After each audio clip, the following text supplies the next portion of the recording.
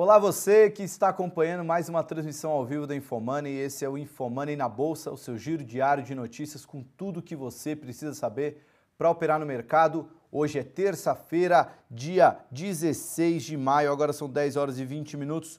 O Ibovespa já começa com mais um pregão de alta, dólar e juros apontando mais um dia de queda, e esse será o tema do nosso programa de hoje, né? Eu vou aproveitar a agenda um pouco mais tranquila para falar dos 5 motivos de por que o mercado se rendeu, os investidores se renderam ao mercado brasileiro, né? A gente acumula uma sequência de altas muito interessante. Semana passada o Ibovespa teve sua maior alta semanal do ano e continua em alta constante. Eu peguei alguns dados para mostrar esse otimismo no mercado, né? Tanto de bolsa, quanto de dólar, quanto de juros. Mas primeiro eu vou falar dos 5 pontos que fizeram o mercado praticamente se apaixonar pela Bolsa Brasileira. E quando eu falo bolsa, falo dólar, juros, Ibovespa. E a gente sente isso no mercado financeiro. Boas notícias começam a aparecer com mais frequência, más notícias começam a ficar de fora e o investidor começa a ficar cada vez mais otimista que uma recuperação pode surgir no mercado. Bom, para você que está acompanhando pelo Infomoney e pelo Facebook, começa agora o Infomoney na Bolsa. A primeira grande notícia, né, dessas 5 que eu tenho para falar, vem da inflação. Eu trouxe aqui a tabela do Focus. O Focus é aquele relatório semanal que o Banco Central divulga toda segunda-feira de manhã, com a mediana das projeções dos economistas que ele acompanha. E pegar principalmente 2 índices de preço, né, o IPCA e o IGPM. O IPCA, hoje, a projeção para o final de 2017 é que o IPCA termine o ano em 3,93%, abaixo de 4%, lembrando que o centro da meta é 4,5%, com uma banda de 2 pontos percentuais para cima ou para baixo, e o Brasil estava com muita dificuldade de ficar no teto da meta, né, que é o 6,5%. Agora a gente já ficando abaixo do centro da meta, e o IPCA, a inflação oficial usada pelo Banco Central, na semana passada essa projeção era de 4,01% e 4 semanas atrás essa projeção era de 4,06%, ou seja, em 4 semanas esse índice de preços, a inflação desse índice de preços já caiu de 4,06% para 3,93%.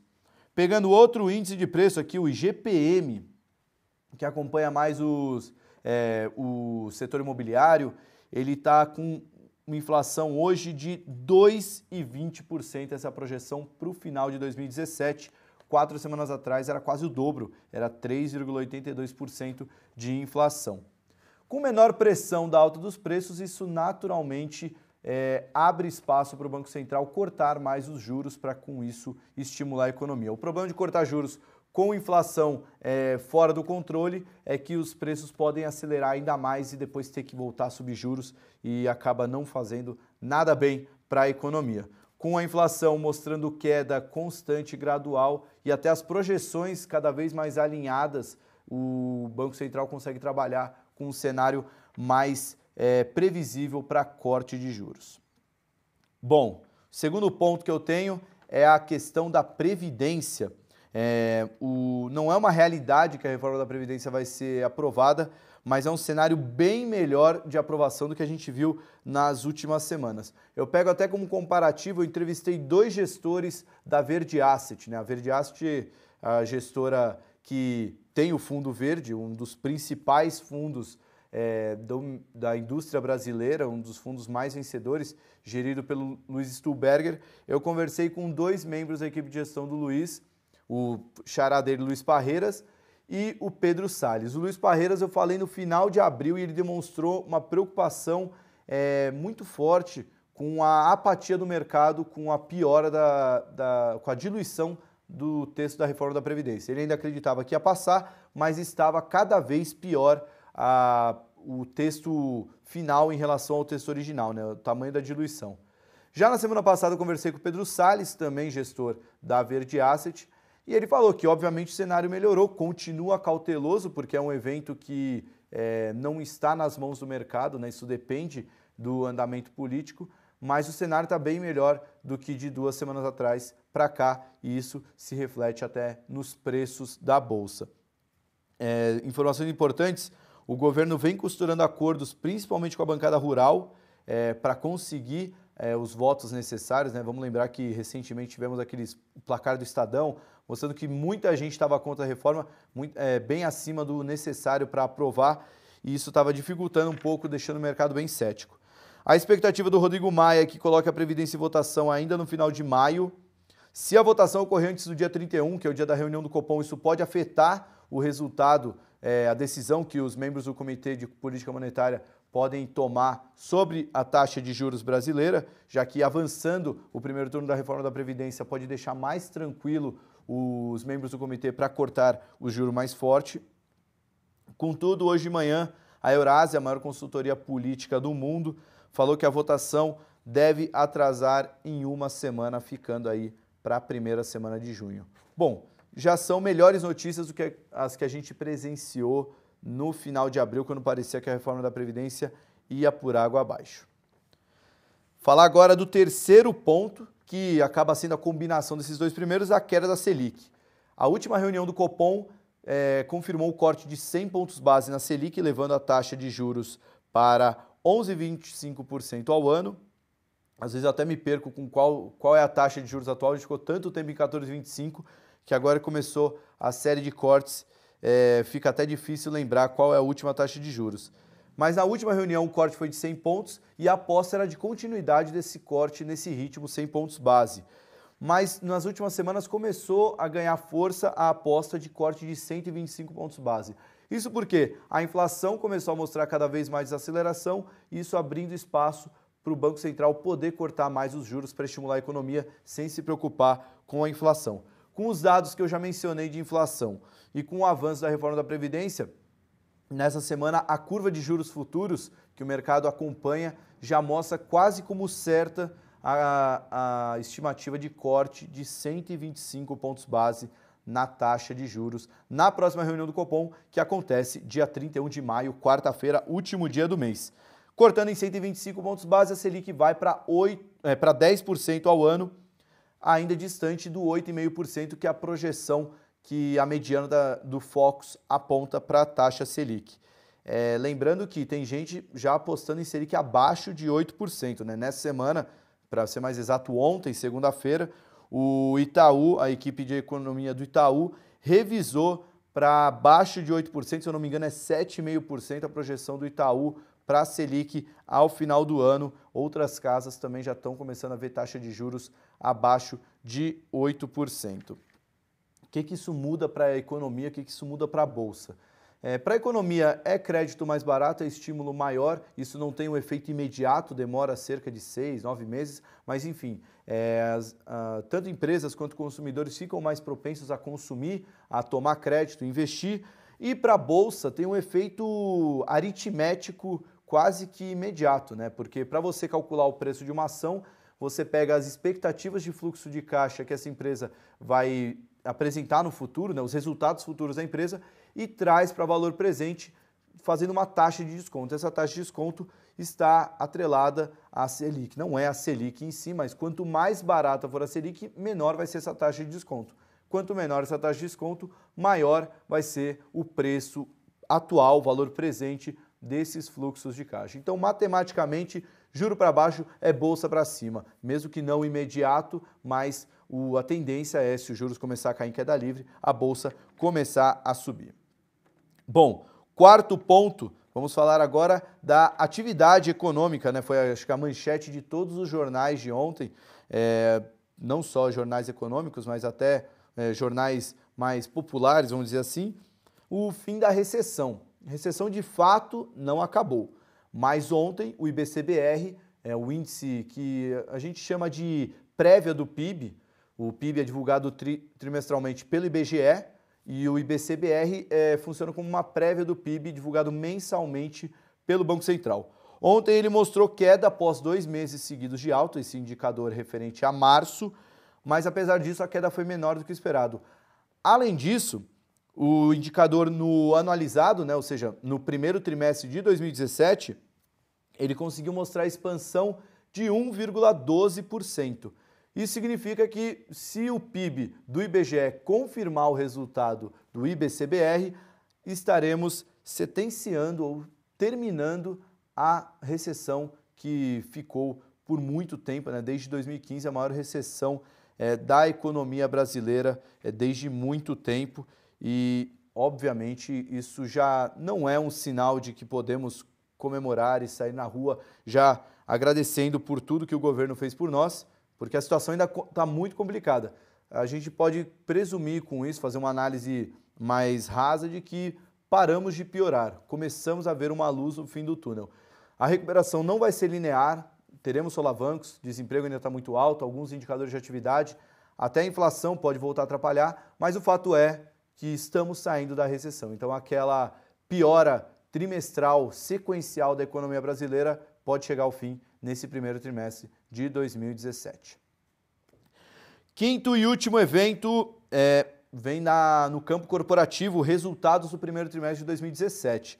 Talvez seja pelo excesso de pessimismo, talvez seja pelos próprios indicadores da economia, mas o fato é que os analistas erraram nas projeções dos resultados trimestrais das empresas listadas na Bolsa. Mas ninguém fica bravo com isso porque erraram para baixo, os resultados foram surpreendentemente positivos, as ações estão comemorando com isso, as empresas que divulgaram resultados bem melhores que o esperado estão tendo ótimas semanas, ótimos desempenhos na Bolsa de Valores e principalmente as empresas ligadas ao setor de consumo e varejo. Hoje, por exemplo, terça-feira, vou pegar aqui a ação da Guararapes, que eu vi antes de começar o programa, que ela divulgou o resultado e ela estava com uma alta bem expressiva, agora até minimizou os ganhos.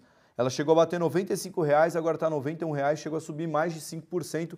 Ela é a dona da Riachuelo e várias empresas do segmento de consumo e varejo tiveram resultados bem melhores que o esperado e as ações comemoraram, tiveram forte alta na Bolsa. Tivemos Hering, Pão de Açúcar, Magazine Luiza, todas subindo mais de 10%. Até empresas de setores considerados mais seguros, né? O caso da Qualicorp, que subiu quase 20% e segue em alta nos últimos dias, né? Só pegar a Qualicorp hoje, por exemplo, subindo 4%, uma das melhores empresas da Bolsa nesse ano. Reflexo de resultados de previsões bem diferentes da realidade, né? No lado positivo, que essas previsões foram erradas para baixo. Mas o que isso impacta para frente, né? Tendo o resultado bem melhor do que o esperado, essas empresas podem ter resultados melhores ao longo de 2017. Resta saber se os resultados do primeiro trimestre são indicativo de que teremos uma melhora ao longo dos próximos trimestres ou se foi só um ponto fora da curva. Tendo uma melhora significativa, teremos revisões nas projeções de 2017 e 2018 e isso entende-se mais lucro para as empresas, mais dividendos para os acionistas e mais valorização das ações. Bom, para finalizar, o reflexo no mercado, peguei aqui 4 indicadores para mostrar como que o mercado absorveu esses 5 pontos que a gente mencionou para justificar esse sentimento de Everybody Loves Brazil. O Ibovespa em 30 dias subiu 5.600 pontos, de 62.800 para 68.500, dá uma alta de 9% e no ano já chega a quase 14% de alta.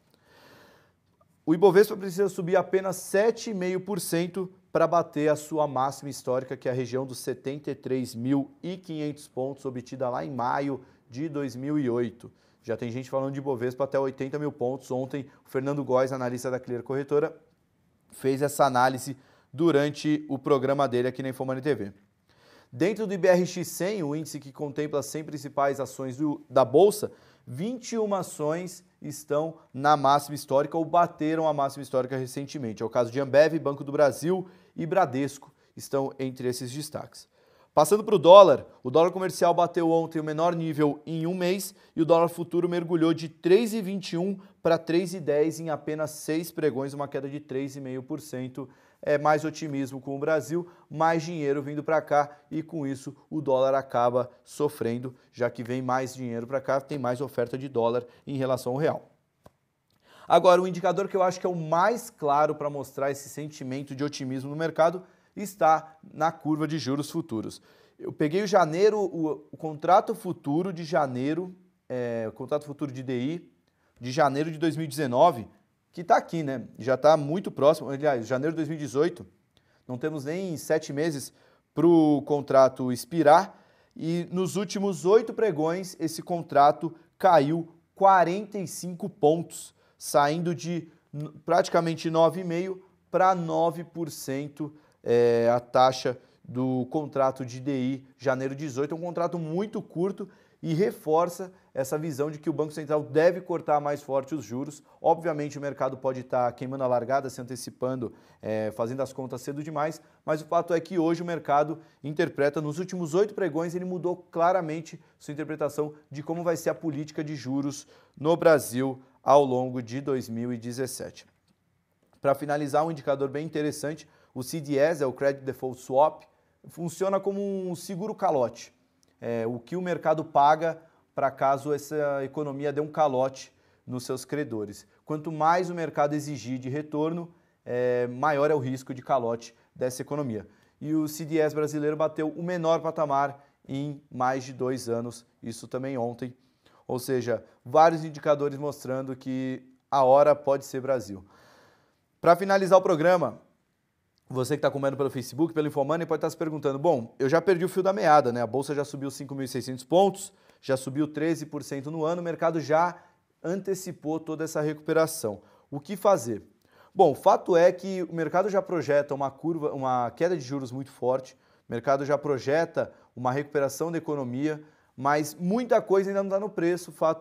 Acho que 2 bons indicativos, 2 bons eventos que não estão no preço, que a gente pode pontuar aqui, a reforma da Previdência, que ainda não está no preço, e a melhoria dos resultados divulgados pelas empresas. Então, algumas empresas podem vir a performar ainda melhor, talvez a Bolsa não suba mais 13% até o final do ano, mas algumas empresas podem vir a performar muito bem, tendo em vista a aprovação da reforma da Previdência, que vai trazer uma perspectiva melhor para a nossa economia, e também a revisão para cima dos resultados.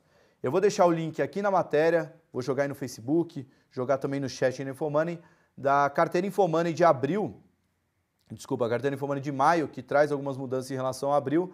Lá tem algumas ações que já andaram muito bem, caso da Magazine Luiza, já subiu mais de 20%, mas tem algumas empresas que ainda nesse cenário a gente acredita como ótimas opções de investimento. É o caso de BMF Bovespa, é o caso de Raia Drogasil, CCR, mas principalmente BMF Bovespa, uma das minhas ações preferidas, e também não subiu tanto quanto o Raia Drogasil e CCR subiram nas últimas semanas. Bom, eu me despeço aqui, acho que o programa já foi bem rico para você que quer entender o que está acontecendo com o mercado. Se há espaço para subir, com certeza há, se continuarmos a ter mais boas notícias do que más notícias. Obviamente o mercado vai comemorar com isso, mas acredito que todo investidor precisa ter em mente esses 5 pontos que melhoraram no Brasil, né? Perspectiva de inflação, indício de que a recessão acabou, avanço da reforma da Previdência, resultados melhores que o esperado e política de juros, queda da Selic vindo mais forte em 2017. Eu me despeço aqui, tenham todos um bom pregão, boa semana e a gente se vê amanhã com mais um Infomoney na Bolsa. Tchau!